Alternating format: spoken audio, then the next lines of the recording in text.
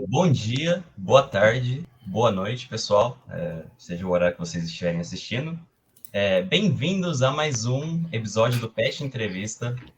Meu nome é Alisson, eu estou no quarto ano de Matemática Bacharelado na UEL, e eu faço parte do grupo PET, né, PET Matemática. Eu estou aqui hoje com o Leonardo, então, por favor, Léo, se apresente. Bom, meu nome é Leonardo, também estou no bacharelado da matemática, estou no terceiro ano e também faço parte do grupo PET. Então, pessoal, a gente está aqui hoje com o ilustríssimo professor Marcelo Bego, e antes de apresentarmos o tema, eu ia pedir para que o professor se apresentasse, né? Bom, professor, pode ficar à vontade aí, dizer tudo isso você.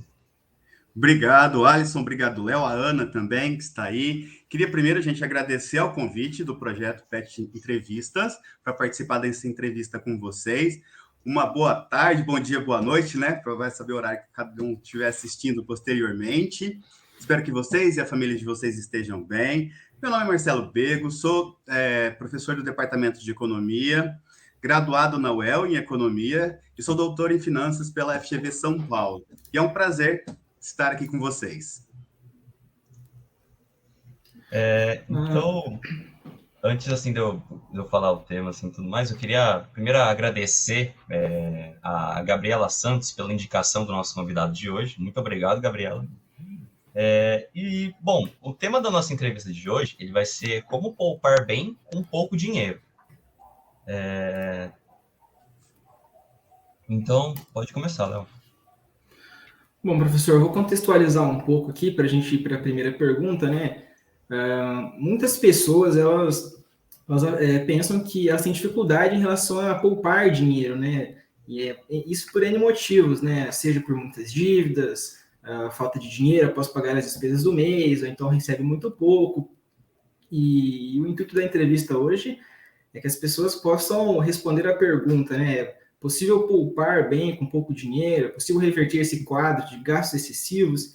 E a primeira pergunta que eu queria fazer é sobre aquelas pessoas que dizem que nunca sobra nada ou ganha muito pouco. Como essa pessoa pode economizar? Por onde ela começa? Sim, pode terminar. Essa é a pergunta, professor. Tá bom, Léo. Então, assim, duas coisas.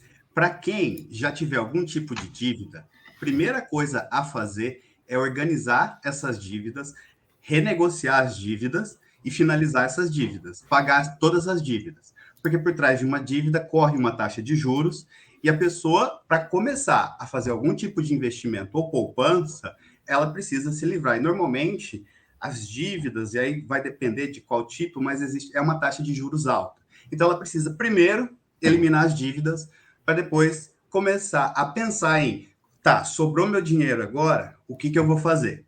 E aí a primeira questão seria, né, sobrou meu dinheiro, como é que eu faço para sobrar esse dinheiro? O que a gente precisa no primeiro momento é de uma organização. Quanto mais organizada a pessoa for, e aí nas suas contas, melhor, mais ela vai conseguir ver onde o dinheiro está indo e como ela vai conseguir poupar esse dinheiro. Então, essa seria a ideia. Organização. Ela precisa se organizar. Eu até escrevi aqui que ela deveria montar como se fosse um orçamento, mas, no caso, uma distribuição dos gastos. Onde esses gastos estão indo? Fez primeiro essa organização, ela já consegue ver o que é supérfluo, o que não é, e assim começar a se organizar para poupar um pouco mais. Muito bom, professor. Então, a dica é se organizar, né? E quitar as dívidas, claro. E isso também influencia a pessoa a criar um hábito, né? Criar um hábito de economizar dinheiro. Exatamente. Que... Desculpa, Léo, só pregando essa que você Não, deixou. por favor. Hábito, gente, é rotina, repetição. É isso. Então, a pessoa, ela, no começo, como, por exemplo, ela faz a primeiro tipo de organização. Ela consegue observar. Eu já até fiz aqui uma coisa, fiz a distribuição de gastos. Começa eliminando os gastos supérfluos. Talvez no primeiro mês isso gere uma certa dificuldade. Mas no segundo mês e terceiro, isso vai se repetindo. E aí isso que é uma criação de um hábito. Que a pessoa, a partir de um certo momento, o hábito, ela já está acostumada com aquela rotina. Então, ela vai conseguir. E aí, algumas coisas interessantes, vocês estão falando muito para pessoas para alunos, graduação. Algumas coisas. Gastar, por exemplo, em app, sabe, de pedir comida. O que mais que a gente tem aqui que eu dei uma olhada assim? Com agora a tecnologia, fica muito mais fácil da gente pesquisar preços, por exemplo.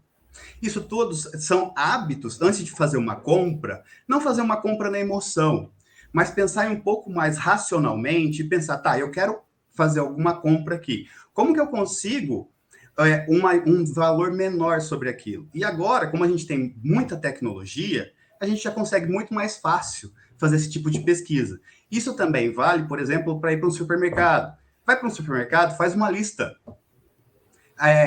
Vocês conseguem hoje em dia também entrar nos sites de supermercado e fazer uma pesquisa. Não precisa ir fisicamente igual antigamente, tá, gente? Fisicamente ao supermercado com uma listinha e anotando. Dá para fazer tudo online. Então, a tecnologia gera esse tipo de facilidade. E com isso, a gente vai criando uma rotina. Então, antes de eu sair, eu já faço minha pré-pesquisa e já vou conseguindo eliminar esses gastos, tá?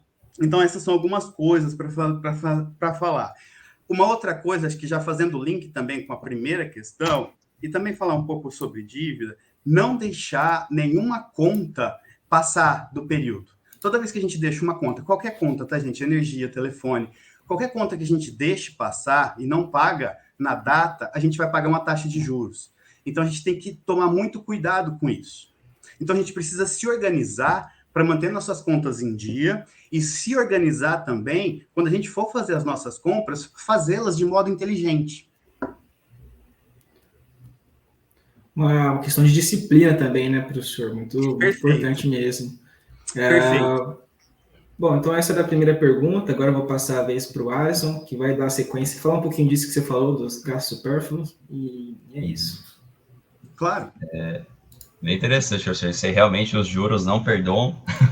Não. Ficar esperto nisso. Exatamente.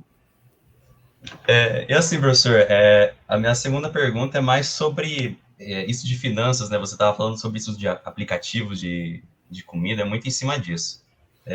Assim, a gente sabe que muitas pessoas elas não possuem um controle, uma certa disciplina em relação aos gastos, né? E devido a isso acabam muitas vezes se perdendo em dívidas ou não conseguindo economizar o desejado.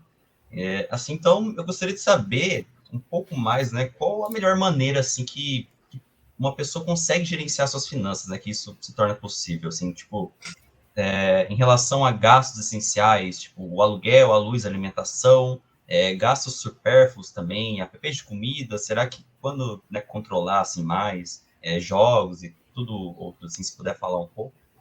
Sim, então, Alisson, isso vem seguindo. Quando a gente está falando que desde o começo, o Léo também já tinha comentado sobre disciplina e hábito, tudo isso que a gente vem fazendo, por exemplo, a gente pode usar, provavelmente devem existir diversos aplicativos que vocês podem baixar que já organizam isso para vocês. Mas se não querem baixar um aplicativo, vocês podem usar uma planilha, por exemplo, para fazer esse tipo de anotação.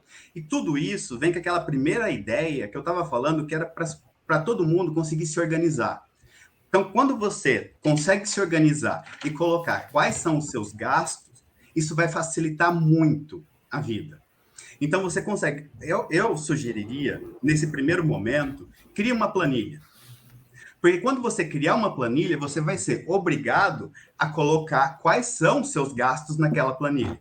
E aí você vai colocar os seus gastos não de uma forma geral, mas de uma forma bem específica. Quando é consumo, por exemplo, que tipo de consumo que foi? Foi um consumo de supermercado? Foi um pedido? E assim por diante. Então, vale a pena discriminar nesse primeiro momento, que é o momento onde você está criando o hábito de compra, não, criando o seu hábito para como que eu vou me organizar, de organização. Então, faça uma planilha bem organizada e bem discriminada dos seus gastos para você ir se organizando e olhando, porque às vezes dentro de uma conta, consumo, por exemplo, tem o mercado, mas ali dentro, consumo pode ser uma outra coisa, que pode ser pedidos, por exemplo, de comida. Então, qual dentro dessa grande conta consumo, pensando em comida, qual que está indo mais e qual que vocês conseguiriam organizar para diminuir um pouquinho ou substituir por alguma outra coisa. Ah, sim, professor. As planilhas, então, Faz realmente diferença, fazem diferença, porque é bem isso, né? Quando você vai no mercado, assim, acontece muito comigo, assim, aquela guloseima no final da compra ali que você fala, não vai pesar, né? E aí, mas você fica nisso de não vai pesar no bolso e acaba criando uma certa, né, frequência de compra, né? Aquele Exato. chocolatinho que você acha, custa baratinho, eu vou levar aqui, né? Mas se não tiver planejamento, realmente fica complicado. Exato, Alisson. E por isso que nesse primeiro momento, enquanto a gente estiver começando a fazer essa organização, vale a pena a pessoa tentar discriminar o máximo possível desses consumos, e não em classes grandes, para ela conseguir ver exatamente onde é que está indo o dinheiro. Isso é importante. Uhum. Bom, então, acho que é isso. Muito legal a resposta, professor. Bom, Léo, se quiser seguir com a terceira. Beleza. Então, professor, primeiro passo, a gente viu, quite as suas dívidas, né? Pague o que você deve, a partir daí, Exato. crie um hábito, uma rotina, seja disciplinado nos gastos, né? Uhum. Evitar os famosos gastos supérfluos. E, cumpridas essas duas primeiras condições, então, que seriam economizar e gerenciar, o que pode ser feito com esse dinheiro poupado, né? Tem uma outra maneira de guardar o dinheiro, né? E não só no cofrinho que todo mundo tem em casa? O que a gente pode fazer? Existem várias maneiras. Existem várias maneiras. E essa é uma pergunta bem interessante. Então, assim, dado que a pessoa já conseguiu poupar, e isso, gente, precisa de uma rotina mesmo. É algo que não vai começar, não é de um mês para o outro, precisa de uma rotina. Então, assim, não se frustrem também se no começo não conseguiu alcançar aquela meta. Vá construindo essa rotina, isso é importante. Conseguiu poupar. Onde vocês conseguem investir? Existem diversas maneiras de fazer um investimento.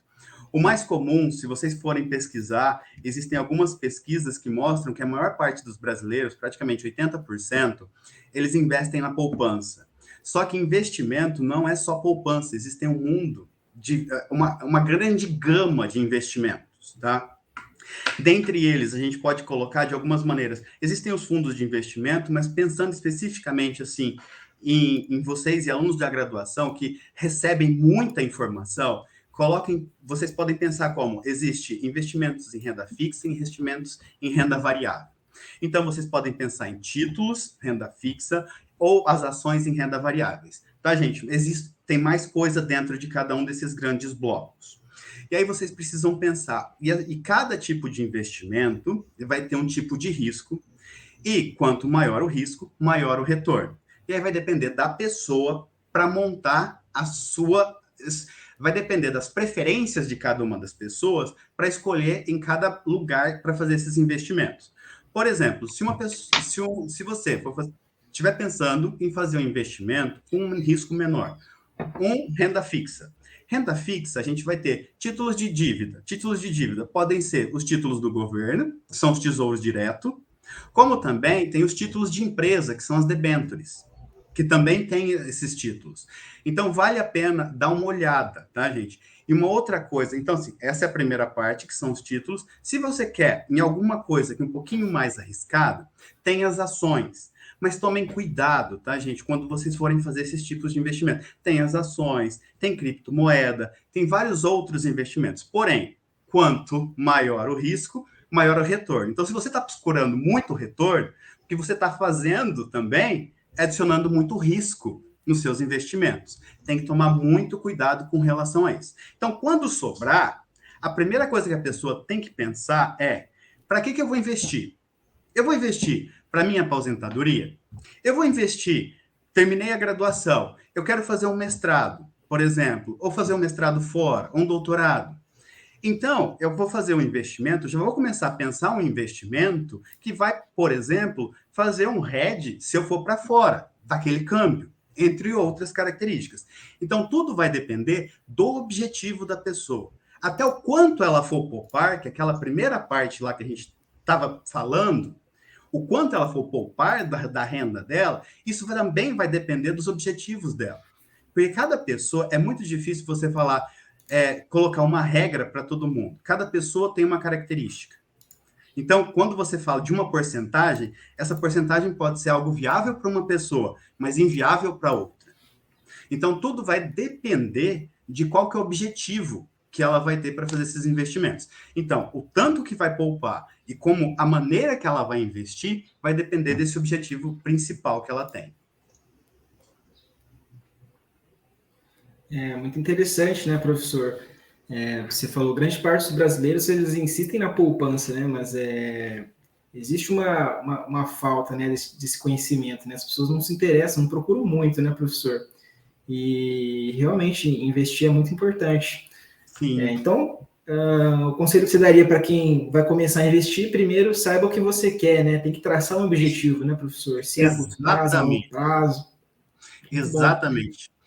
Você, por exemplo, Léo, só complementando aqui, se você está fazendo um investimento de longo prazo, você tem, primeira coisa, assim, pensem, quando vocês forem fazer um investimento onde você monte uma carteira. Porque quando você monta uma carteira, você está mitigando também o risco. Então, você pode ter dentro dessa carteira algo um pouquinho mais arriscado. Porém, esse risco vai ser mitigado por um outro ativo que tenha menos risco. Isso é muito importante, tá? Então, vale muito a pena. Por exemplo, para vocês, para quem quiser pesquisar sobre essa parte de teoria de carteiras, é algo muito importante e vale a pena. Então, mesmo antes de fazer o investimento, estuda um pouquinho sobre teoria de carteiras. Vai ajudar muito, muito na construção. Porque, falando assim, um pouquinho mais teórico, tá, gente? Não era para ser tão teórico aqui, mas um pouquinho mais teórico. Às vezes, só de você reorganizar as proporções que vocês têm de ações nas suas carteiras, você consegue ter um retorno maior para a mesma quantidade de risco. É o que a teoria de carteiras fala para a gente. Isso só reorganizando as proporções. Então, para fazer um investimento, também tem que estudar e conhecer um pouco da teoria por trás. Não vá na emoção. A emoção, normalmente, não necessariamente vai ter um ganho ali no final, tá? Tem que se pesquisar bastante por trás e entender o que está fazendo. Certo. E, professor, voltando um pouco, ainda falando de investimentos, mas linkando o que a gente discutiu no começo também, de economizar, tem uma porcentagem, metade do que eu conseguir economizar ali eu vou investir, outra metade deixa como o famoso fundo de emergência, né, que também é importante. Como é que... Sim. Léo, o fundo de emergência é algo muito importante, mas vocês podem ver um fundo de emergência não como um dinheiro que vai ficar guardado em casa. Você pode pensar num fundo de emergência como um investimento líquido. Então, por exemplo, quando vocês forem pensar em uma poupança, gente, ela tem um retorno, o retorno é pequeno porque ela é líquida, vocês podem tirar a qualquer momento e o risco é muito baixo. Então, vocês podem pensar, é interessante fazer um fundo de emergência, mas esse fundo de emergência pode ser uma aplicação. A diferença é que essa aplicação precisa ser líquida, porque quando você tiver a emergência, você vai ter que pegar esse dinheiro. Então, pode ser um investimento, porém, em algo mais líquido. Proporções, Léo, eu acho muito complicado, porque existem algumas proporções que eles falam proporções de ouro, que tanto é consumo, tanto que você vai guardar para investimento e tanto para investimento, vamos falar assim, de menos líquido para mais longo prazo e tanto para deixar como fundo de emergência. Isso vai depende muito de cada pessoa. Então, eu acho mais interessante a pessoa pensar em qual é o seu objetivo, e aí, se esse objetivo é de longo prazo ou do curto prazo, tá? Faça. E aí, gente, use matemática financeira simples. Se eu quero receber tanto daqui a X anos, quanto que eu vou precisar de ter aquele dinheiro? Quanto que eu vou precisar de dinheiro aplicado para eu receber aquilo? Com a taxa de juros.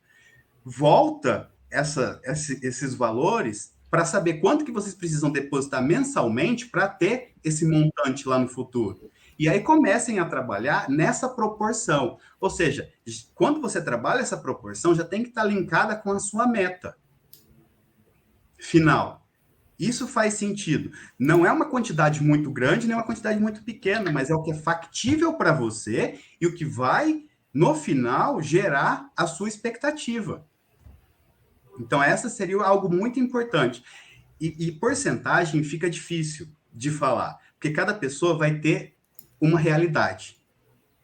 Então, é melhor você pensar como em um objetivo futuro, e desse objetivo futuro, como que eu começo a trabalhar hoje, ou seja, investir hoje mensalmente para eu atingir esse objetivo futuro. E aí, esse montante mensal, você consegue ir organizando como uma parcela da sua renda. E, logicamente, que isso pode existir algumas variações durante a vida, mas você consegue ir se organizando. Sim. E, professor, uma última pergunta ainda nesse tema de investimentos que eu pensei aqui, né? Me corrija se eu estiver errado, essa entrevista também é para mim, né? Existem equipes, né, pessoas profissionais que elas pegam o dinheiro e elas te dão ali um caminho, né? Essa é uma boa opção de investimento. Me fugiu o nome agora, né? Se você lembrou aí, por favor. Assessoria? Existem essas assessorias, né? Para um estudante, né? No nosso contexto aqui, o que você diz sobre, assim, é legal procurar essas pessoas? Dá para aprender sozinho em casa? Como que é? Você precisa sempre estudar. Você sempre precisa estudar e entender o que está acontecendo. Por exemplo, muita gente contrata um fundo de investimento porque você está passando para o gestor a obrigação de pesquisar e fazer os investimentos por você. Ter uma assessoria é algo interessante, mas também, novamente, Léo, vai depender da realidade de cada um. Mas mesmo tendo uma assessoria, você tem que estudar e entender e discutir quais são as possibilidades e se aquelas... Então, você precisa criar uma linha, conseguir conversar e discutir quais são você passar o seu objetivo e entender qual que é o caminho para chegar lá. E entender essas sugestões também. Essa é a parte importante. Então, sim, ótimo, vale a pena. Depende da realidade de cada um, obviamente. Porém, tem que estudar, tem que entender o que está acontecendo. Não adianta delegar para uma terceira pessoa, se você consegue estudar e aprender. Perfeito, perfeito, professor. Vou passar para o Alisson, então, agora, falar um pouquinho também. Primeiro, só ressaltando a importância disso que o professor falou, né, que é algo muito comum que eu observo, principalmente em propagandas na internet, assim, tá algo bem popular hoje em dia, são algumas propagandas do tipo, se eu não me engano, chama trader de elite, traders, por aí. É um pessoal que eles vendem alguns cursos que eles meio que eles prometem um caminho e que, olhando assim, você suspeita que seja muito fácil, sabe? Eu não entendo a realidade do que realmente eles fazem, mas eu fico um pouco receoso com esse tipo de propaganda, porque eles prometem, não, é só você fazer um clique na tela do celular e, de repente, seu dinheiro sobe, sabe? E eu acho que isso pode acabar passando um pouco uma sensação de que é muito fácil, que você não corre riscos, e isso de ressaltar que é preciso estudar, eu acho que não existem caminhos fáceis, né, tanto nisso, então, realmente, pessoal, cuidado, né? Cuidado é a palavra. Isso. Tome cuidado, estudem, entendam o que está acontecendo. Ainda mais falando para vocês estão na graduação, é um momento onde vocês tenham uma gama muito grande de conhecimento. Então, peguem esse conhecimento, aproveitem. Esse é o momento, sabe? Estudem, gostam de finanças? Estuda, procura uns livros, procurem os artigos. É muito importante entender o que está acontecendo. Uhum. E, professor, eu queria fazer uma pergunta exatamente nessa linha de educação financeira, né? A gente sabe que educação financeira ela é de fato importante, isso, de uma pessoa realmente entender como que o dinheiro funciona, como que tudo funciona. E, bom, nos dias de hoje, independente da classe social do indivíduo na sociedade, ele precisa ter esse conhecimento, né? Tanto aquelas pessoas que ela tem mais dinheiro, quanto as que não tem tanto assim. No fim, ambas precisam saber lidar com dinheiro. E, bom, sabendo mesmo da importância disso, não é tão comum assim, pelo menos na realidade do ensino público que eu venho, né, eu não sei como é um ensino particular, mas usando o ensino público que eu tive, durante o período que eu cursei, eu não tive nenhum projeto, nada que incentivasse o aluno a estudar isso, né, a aprender sobre a parte financeira. Primeiro eu gostaria de saber se o senhor acha importante esse incentivo para que jovens, né, desde cedo, comecem a pesquisar, comecem a aprender sobre o dinheiro. E também, nessa linha, eu queria saber se existe algum curso ou projeto aberto para quem queira aprender sobre isso, né, sobre uma boa educação financeira. Boa, Alisson. Boa pergunta, Alisson. Sim, é muito importante. E educação financeira, gente, é algo muito importante. A gente está falando de hábito, por exemplo, aqui. A gente está falando de organização. Então, quanto antes a gente tiver esse conhecimento, isso vai se tornando cada vez mais normal para a gente. Então, é algo muito importante ter uma educação financeira. E quanto antes tivermos, melhor. No nosso departamento, tem o projeto do professor Daniel, que ele faz, que é um projeto especificamente, ele trabalha com a empresa Júnior também, mas ele trabalha especificamente com educação financeira, e posteriormente isso vai ser um curso de extensão do nosso departamento. Então, assim, estamos caminhando para essa demanda que você passou, Alisson. Existem alguns outros, por exemplo, tem o projeto do professora Joana, mas aí já é um projeto de economia computacional.